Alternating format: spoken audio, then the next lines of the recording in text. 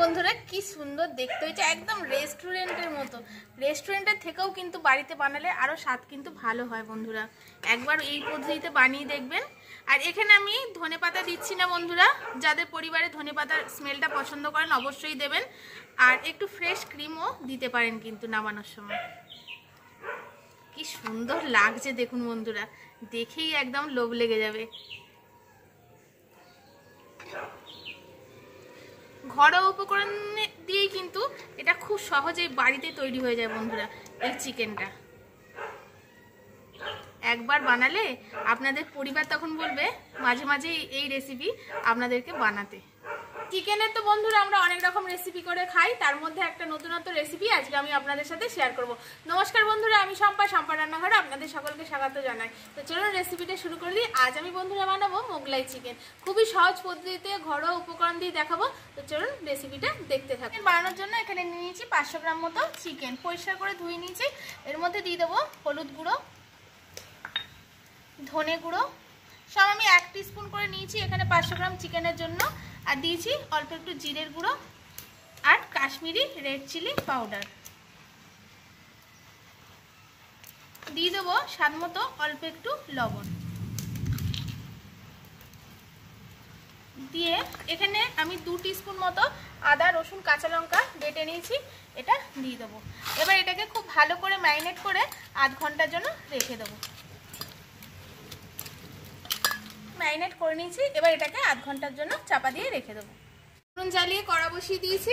এবার এতে দিয়ে দেবো 5 টিস্পুন মতো সাদা তেল। তেলের মধ্যে দিয়ে দেবো 1 চামচ মতো ঘি।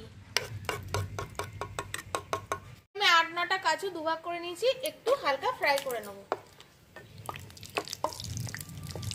হালকা একটু ভেজে তুলে নিয়েছি। এবার এর মধ্যে এখানে আমি 4টে মিডিয়াম সাইজের পেঁয়াজ কুচো করে নিয়েছি, এগুলো ফ্রাই করে নেব। হালকা লাল করে কিন্তু এই পেঁয়াজগুলোকে ফ্রাই করে নিতে হবে।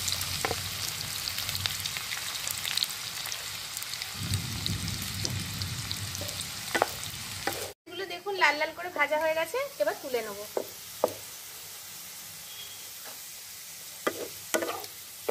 বেশি কিন্তু খুব লাল করবেন না, এরকম বাদামি বাদামি কালার আসলেই এটাকে তুলে নিতে হবে পেঁয়াজগুলোকে। এগুলো দেখুন লাল লাল করে ভেজে তুলে নিয়েছি, এটা এবার ঠান্ডা হতে দেবো।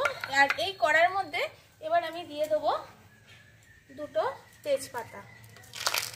আর দিয়েছি কয়েকটা ছোট এলাচ, একটা বড় এলাচ, দারচিনি, লবঙ্গ আর কয়েকটা গোলমরিচ। এটা ফোড়নে দিয়ে দেবো। হয়ে গেলেই এর মধ্যে মাংসগুলো দিয়ে দেবো।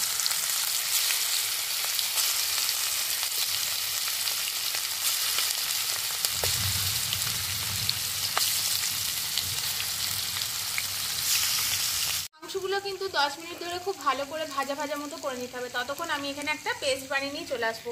এখানে কয়েকটা পেঁয়াজ ভাজা বা বেরেস্তা আমি রেখে দেবো অল্প কটা, আর বাদ বাকিগুলো এই কাজু বাদাম যেগুলো ভেজে নিয়েছিলাম সেগুলো দিয়ে সব পেস্ট বানিয়ে নেব।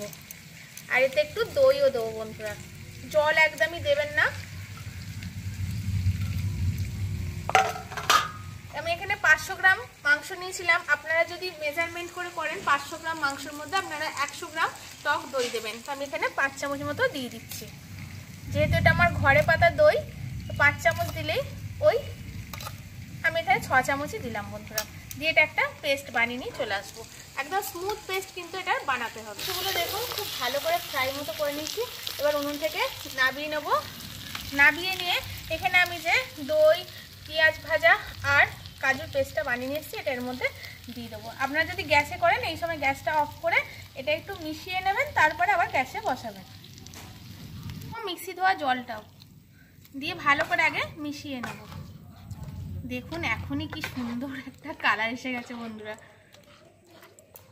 মিশিয়ে নিয়েছি, এবার এটাকে উনুনে বসিয়ে দেবো। আর একদম হালকা আছে এটাকে উনুনে বসিয়ে খানিকক্ষণ আর একটু ফোটাবো। অনেকক্ষণ আগে একটু কষিয়ে নিয়েছি।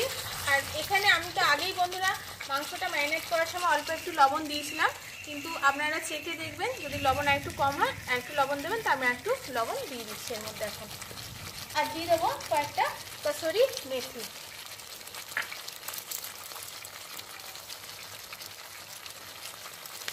আর এখানে যে পেঁয়াজটা ভেজে আলাদা করে রেখেছিলাম সেটাও এখন এর মধ্যে দিয়ে দেবো। দিয়ে একটু নাড়িয়ে চাড়িয়ে একদম অল্প পরিমাণে জল দেবো, কারণ গ্রেভিটা এরকম হবে যতটা মাংসটা সিদ্ধ হতে জল লাগবে। একদম অল্প জল দেবো, দিয়ে এটাকে চাপা দিয়ে ফুটতে দেবো। 4-5টা চেরা কাঁচা লঙ্কা দিয়ে এটাকে চাপা দিয়ে ফুটতে দেবো বন্ধুরা। 20 মিনিট মতো হয়ে গেছে। মাঝখানে একবার ঢাকাটা খুলে আমি নেড়ে দিয়েছিলাম, এবার ঢাকা খুলে দেখবো। দেখুন কি সুন্দর দেখতে হয়েছে, দেখুন বন্ধুরা, তেলগুলো উপরে চলে এসছে। এবার এটাকে আমি নেড়ে চেড়ে এর মধ্যে আরও কয়েকটা জিনিস আমি অ্যাড করে দেবো। এটাকে এখন নামিয়ে নেবো বন্ধুরা, প্রচুর ঝোল জাল হয়ে গেছে, নামিয়ে নেবো। আর এর মধ্যে এখন দিয়ে দেবো অল্প একটু গরম মশলার গুঁড়ো,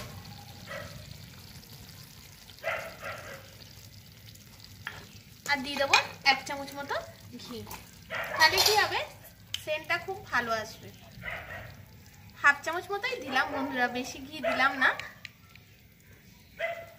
দিয়ে এটাকে একটু নেড়ে চেড়ে নেবো। বন্ধুরা কি সুন্দর দেখতে হয়েছে, একদম রেস্টুরেন্টের মতো। রেস্টুরেন্টের থেকেও কিন্তু বাড়িতে বানালে আরও স্বাদ কিন্তু ভালো হয় বন্ধুরা, একবার এই পদ্ধতিতে বানিয়ে দেখবেন। আর এখানে আমি ধনেপাতা দিচ্ছি না বন্ধুরা, যাদের পরিবারে ধনেপাতার স্মেলটা পছন্দ করেন অবশ্যই দেবেন। আর একটু ফ্রেশ ক্রিমও দিতে পারেন কিন্তু নামানোর সময়।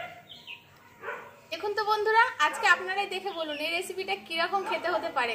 দুর্দান্ত খেতে হয় বন্ধুরা, দুর্দান্ত। লুচি, পরোটা, ফ্রাইড রাইস সব কিছুর সাথেই, ভাতের সাথেও এই রেসিপি কিন্তু জুড়ি মেলা ভার বন্ধুরা। ঘরোয়া পদ্ধতিতে এইরকম মোগলাই চিকেন রেসিপি করে আপনারা খান, আর আমাকে কমেন্ট করে জানাবেন কেমন হলো। আর আমার চ্যানেলে এরকম নিত্য নতুন নতুন রেসিপিতে প্লিজ বন্ধুরা আমার চ্যানেলটিকে সাবস্ক্রাইব করে শেয়ার, লাইক, কমেন্ট করে দেবেন। পাশে থাকা বেল আইকনটা প্রেস করে রাখবেন যাতে আমাদের ভিডিও সবার আগে আপনাদের কাছে পৌঁছায়। যারা ফেসবুক থেকে দেখছেন, ভালো লাগলে পেজটিকে ফলো করে রাখবেন। আজকের মতো চলি বন্ধুরা, সবাই খুব সুস্থ থাকবেন, ভালো থাকবেন, সাবধানে থাকবেন। আজকের মতো টাটা।